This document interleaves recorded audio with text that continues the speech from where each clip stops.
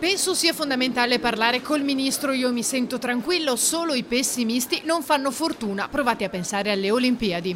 Il governatore Zaia ha esordito così questa mattina a Palazzo Balbi, prima dell'incontro a porte chiuse insieme alla delegazione trattante con il ministro per gli affari regionali Francesco Boccia, il primo dei 3 incontri con i governatori che stanno portando avanti le proposte di autonomia, Veneto, Emilia e Lombardia.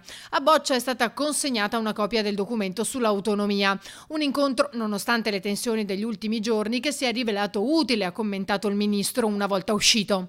Incontro proficuo, costruttivo, di totale collaborazione, che siamo entrati nel merito e quando si entra nel merito inevitabilmente le persone di buonsenso che hanno a cuore il nostro Paese trovano delle soluzioni. È un ottimo primo incontro e ora lavoreranno i tecnici. Penso che sia chiaro a tutti che il governo non casualmente non ha convocato nessuno. Io sono venuto qui a Venezia, sono venuto in Veneto, più tardi andrò a Bologna ed non è solo un gesto simbolico, è un gesto di cortesia istituzionale perché noi vogliamo ripartire dalle proposte che le regioni avevano fatto.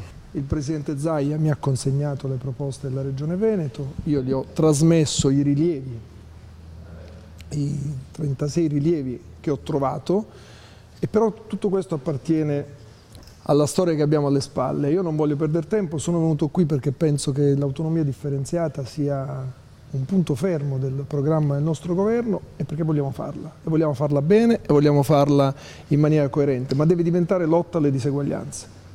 Correremo, non perderemo tempo. Stempera i toni dei giorni precedenti anche il presidente Zaia.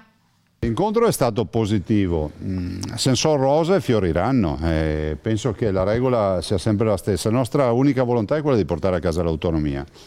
Abbiamo fatto un bel lavoro, il ministro ha riconosciuto che comunque questa è una regione che ha lavorato e che è stata apripista per la partita dell'autonomia, sono 30 anni che tentiamo questa operazione. È pur vero che dovremmo confrontarci, oggi ho consegnato al ministro l'intesa, la nostra bozza di intesa, la proposta di intesa, in una brochure che cita anche tutti gli incontri che si sono fatti e tutte le riunioni e gli incontri tecnici. Nella bozza di intesa ci sono 68 articoli.